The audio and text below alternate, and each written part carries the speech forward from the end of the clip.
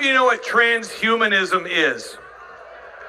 How many of you don't know what transhumanism is? Okay, this is what transhumanism, just write this down, please take notes, I promise this will be helpful. If you go to timetofreeamerica.com and you click on the transhumanism button, okay, you're going to see that Elon Musk, he owns one of the largest mRNA manufacturing facilities on the planet called CureVac, all right? And Elon Musk also owns a technology called Neuralink. Who knows what Neuralink is? Who does not know what Neuralink is? Okay, do a Google search for Neuralink. Neuralink is an Elon Musk technology that connects brains to computers. And it's a closed loop, so it writes on your brain and reads your brain. Thus, your brain can both send and receive signals. It's called Neuralink. Oh, I guess we're without internet. That'll make it tough, but you guys can look it up. So if you go to timetofreeamerica.com, there's a button there on the transhumanism button. And if you see this, you're going to see that Klaus Schwab, Yuval Noah Harari, Elon Musk, they're all obsessed with putting a technology inside your brain that would control your thoughts. And they offer people out loud, they offer people eternal life is what they're saying. You can have eternal life if you'll put the technology in your brain. Who's hearing this for the first time? Okay, yeah. So Google search, just type in Neuralink, Elon Musk, human trials. So they just launched human trials, and Elon Musk, okay, Yuval Noah Harari, Klaus Schwab, they want to, Neuralink, they're wanting to connect brains to computers, and this is the whole deal right here. And again, if you can watch the videos and see all the patents, and each speaker on this stage has a different area, kind of a silo of information where they really know a lot about, that's what they do. And our next presenter is a guy who knows more about transhumanism than almost anybody on the planet, to the point that I'm almost scared when I speak to him, because he always tells me something crazy that, how many of you heard this and you just thought that's crazy when I just told you that's crazy? He shares stuff and I go, oh, you're sick. And I go, how many of you get mad at the messenger sometimes? You're just like, oh, come on, the accountant is sick. So I find myself getting mad at our next presenter all the time because he shares facts, which sometimes I don't like, which are tough, but he's here to expose the corruption of the transhumanism agenda. Ladies and gentlemen, please stand to your feet and greet the serious documentary filmmaker and investigative journalist, Jason Burmas. Thanks so much, Blake.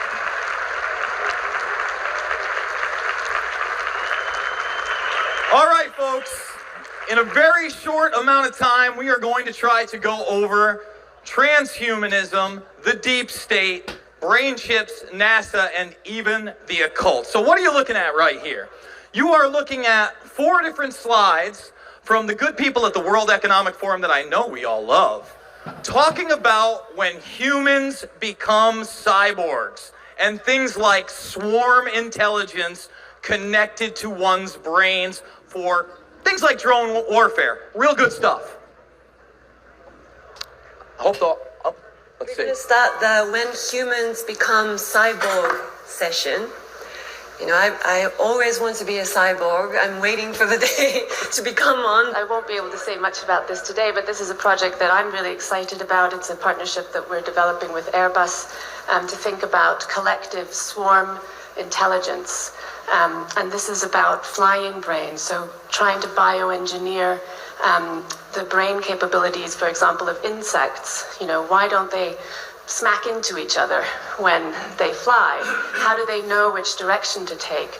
And the interesting ethical, so I'm an ethicist, I should say, and long ago trained in neuroscience, but one of the interesting things about this technology is that it's an emergent intelligence. So it arguably is not a fully autonomous intelligent system. So if you think about this technology one day being 1 million tiny insect-type drones that we release for surveillance, whether it's military surveillance or crop surveillance, what have you. So she's telling you it's about military surveillance. And this technology, not really new. What you're looking at are slides from a document of 2001. It is written by a man named Dennis Bushnell. He is the chief scientist currently at NASA, and he has been since pre-Apollo back in the Gemini days.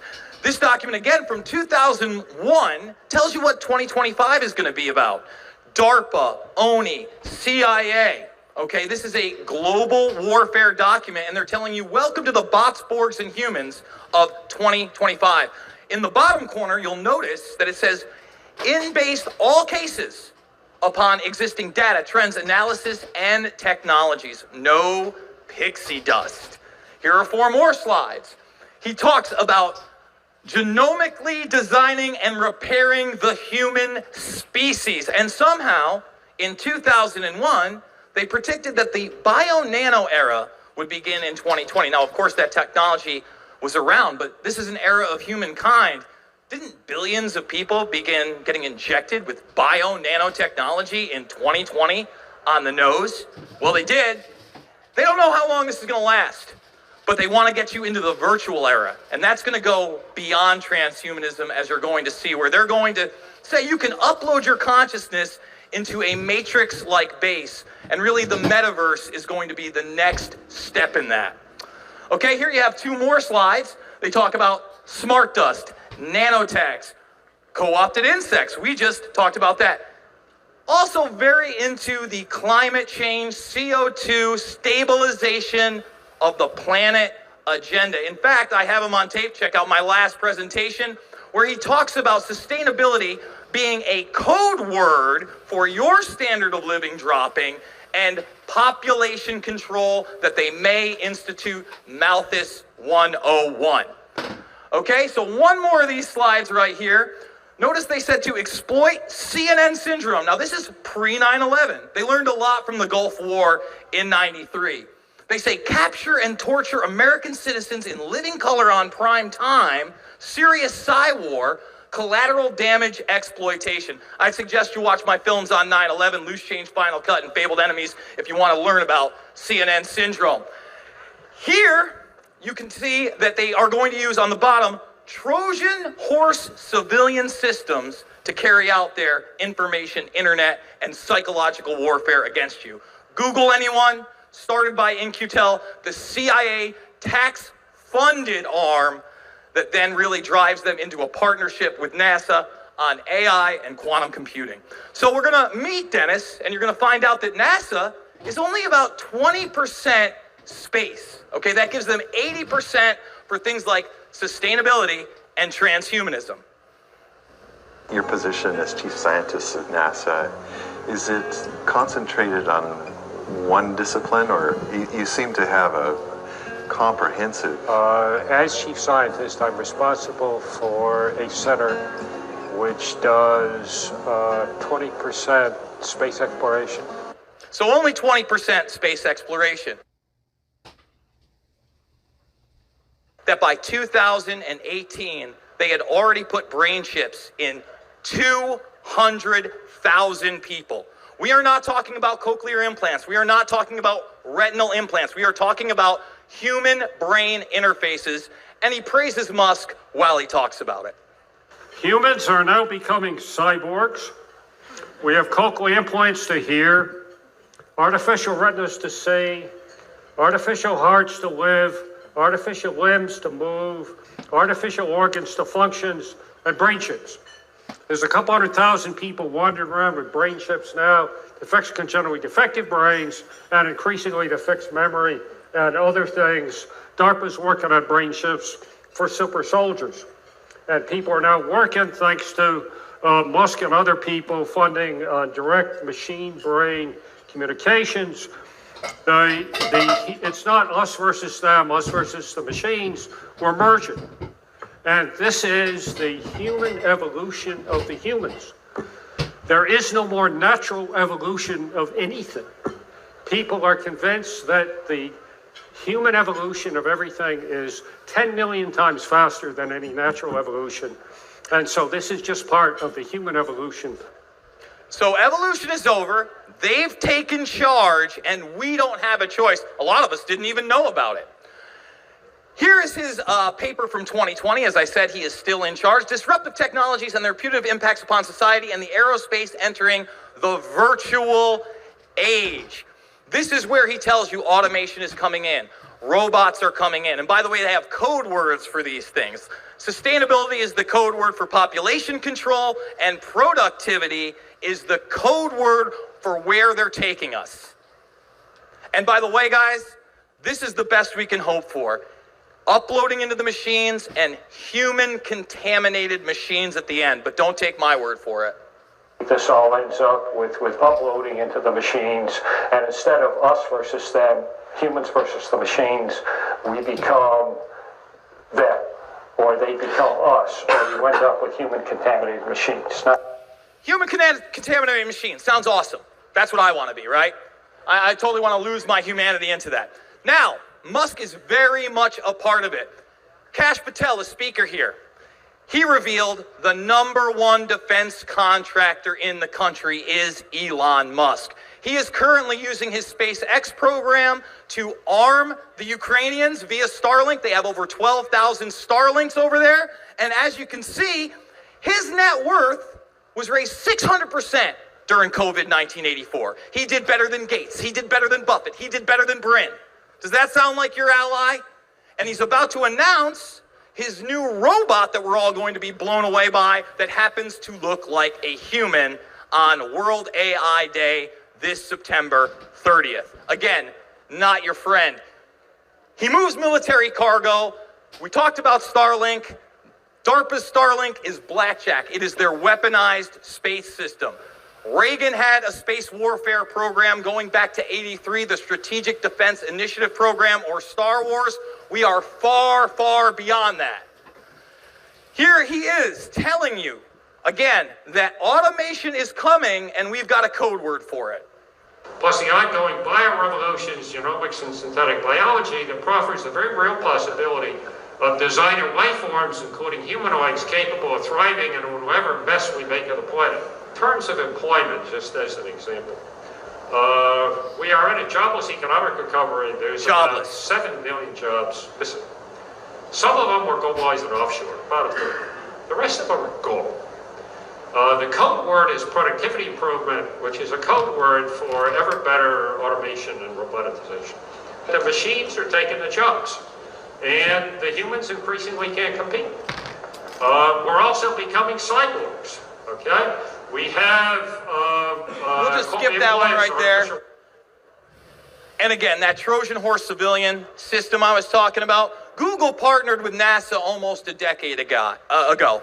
These systems are running on AI, and hopefully we'll be getting to the AI psyop of the Google employee blowing the whistle. They have sentient AI. That's when we get to the occult angle. He just happens to be in the occult as well.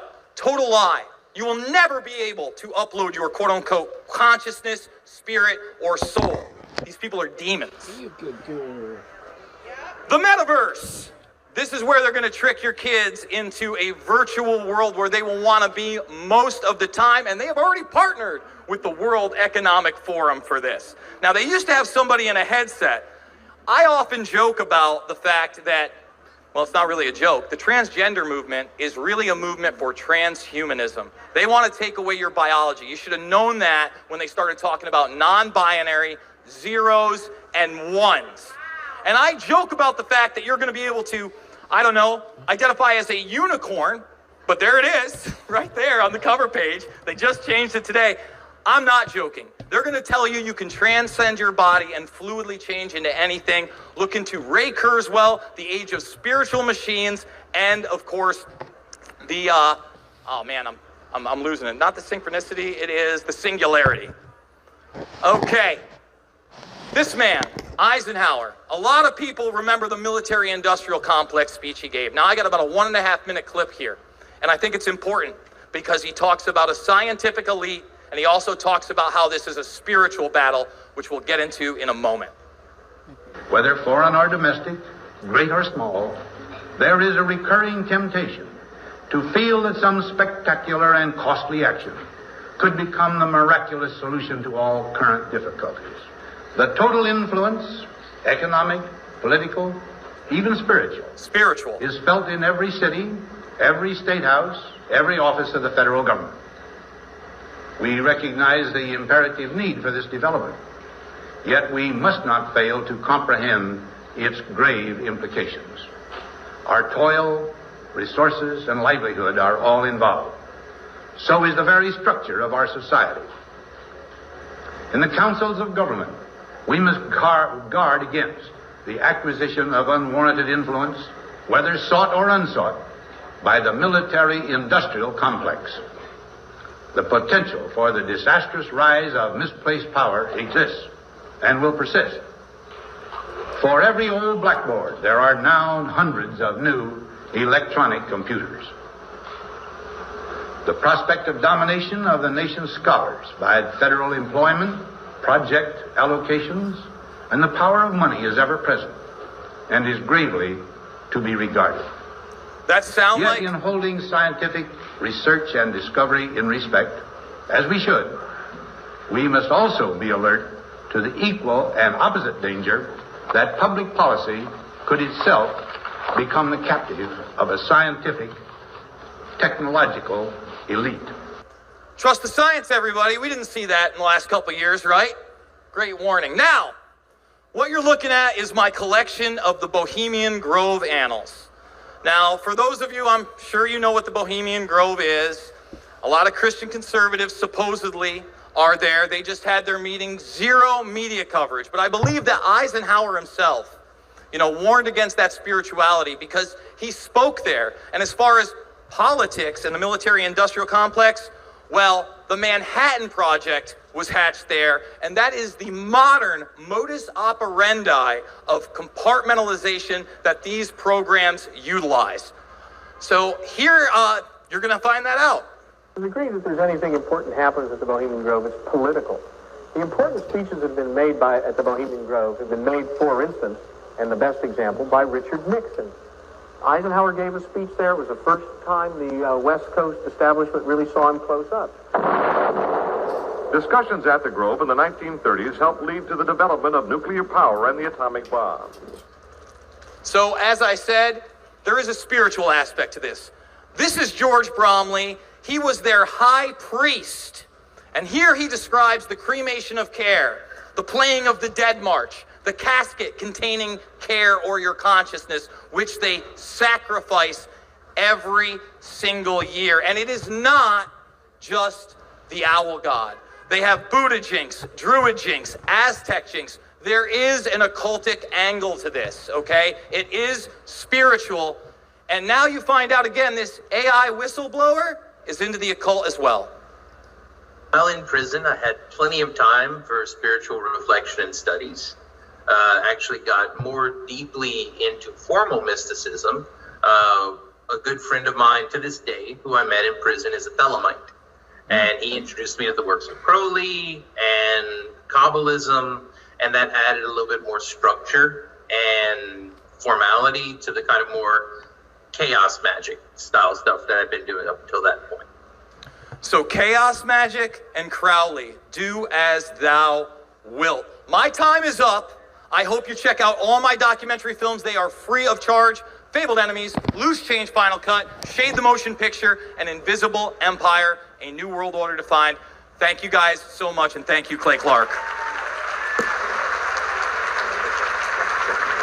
One more time, where can people find your work? One more time, what's the best place for people right now taking notes? Where can they find your work? So I'm banned on YouTube a lot. I get in there a bit, but rockfin.com, ROKFIN.com/Jason Burmas, BERMAS. All my documentary films, again, free, pinned to the top. Please watch them and share them with your friends and family. One more time, let's hear for Jason Burmas, everybody. Yes.